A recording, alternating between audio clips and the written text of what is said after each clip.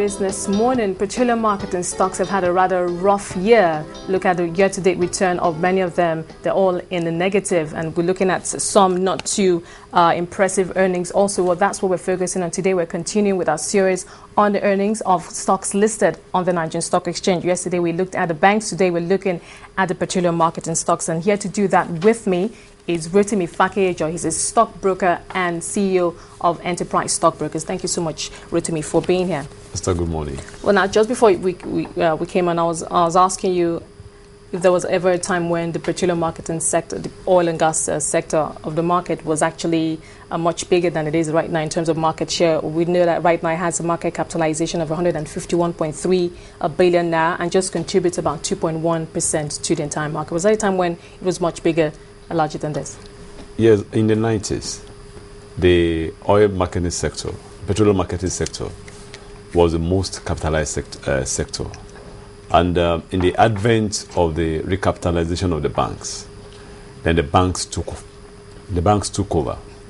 And since that time, there has been that domineering effect has been there for the banks, except in recent time, whereby the building materials sector, that of which Dangote Cement is a major player, is coming up with a high capitalization, even try to match what we have in the banking sector. Now, it is, like I mentioned earlier, the stocks are actually having a very rough time already at half year, and wasn't so much different in 2011. The index lost about 35.4%, and it looks like we might be heading to another negative return this year also. So for you, in your opinion, what is the biggest challenge that these companies are facing before we go into the earnings proper, looking at their numbers, what they have reported for the second quarter of this year? I believe in recent time their performance has not met up to expectation. Taking for instance the issue of Owando. Owando had brought a very woeful disappointment to investors in the last financial year. And looking at the some others too that used to do well in time past, like AP now, FO, is not been what it used to be. Okay, likewise, sorry to butt in. For companies, for an oil company like Owando, Forte Oil, we do know that these companies in the last couple of perhaps 2-3 years, especially for Owando, have embarked on a lot of restructuring, expanding, expansion plans, spending more money on trying to get better, bring more value. And that is meant at the end of the day to add value to the bottom line. Is it that they haven't been able to communicate this to investors?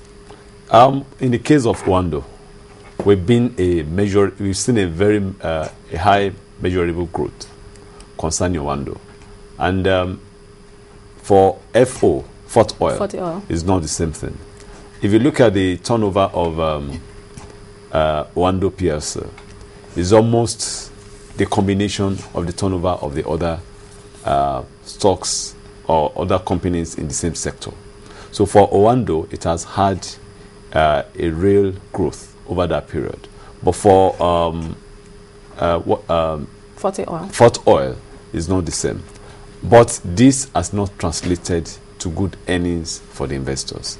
And it is what the investors get in return that will determine their interest and whether they're going to continually hold on to the stocks of those companies. Now, usually when numbers come out of financials and they're not too good, sometimes we have these companies putting out statements and trying to explain why the numbers are what they are to let investors who have invested in their stock too and in the company to know that this is a reason. For Forte Oil, they had that issue about bringing in a new management, trying to clean up the system, trying to ensure that they're more balanced, they can add more value for investors, and that's perhaps what we've seen happening. But it looks like that isn't. Investors are not focusing on that, as it were. Well, for Fort Oil, I think it's not as expected the way we are having it. There is a little twist in the case of Fort Oil. After a while, we saw them making losses, which is contrary to what is happening with respect to the other stocks in the same sector. And when you look at the price of Fort Oil, it came from an all-time high of close to 300 and dropped down to 10 naira. Likewise, the same thing with Wando. Wando too, I believe sometimes by they had a combination of rights and public offer, which was done at 97 naira 50 kobo. And today you are having the price at less than 15 naira.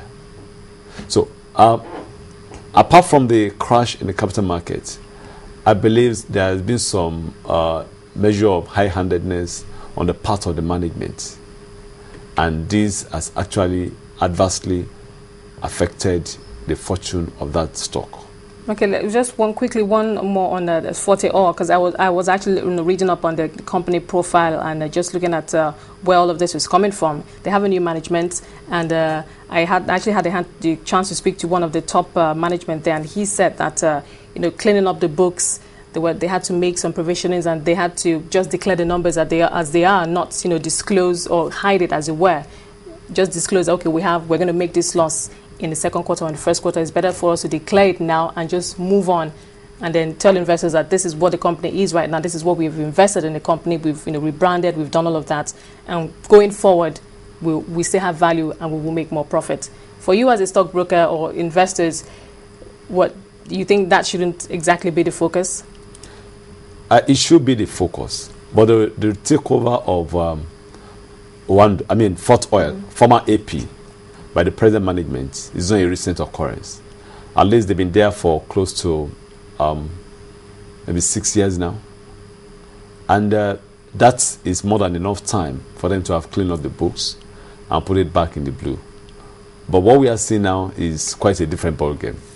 There is a, like I said earlier on, there is a twist to what is happening there, and one cannot really explain from outside. Okay, well, I guess that we'll let's perhaps just leave it there then. But what about the other issues that have happened this year affecting the downstream sector, the oil sector? We had that partial deregulation. We all had all that political hula bolo at the beginning of the year. We had the riots and all of that, some delay in payments, and then we had a few subsidy scam and all of that. Has this in any way impacted? I don't. Ordinarily, it ought to. But maybe when you look at it globally, it has not actually affected the volume of consumption. Because when you look at their turnover, there's not actually a drop in their top line. All of them had an enhanced top line. Turnover, gross revenues, okay. Yeah, but it did not translate to the bottom line.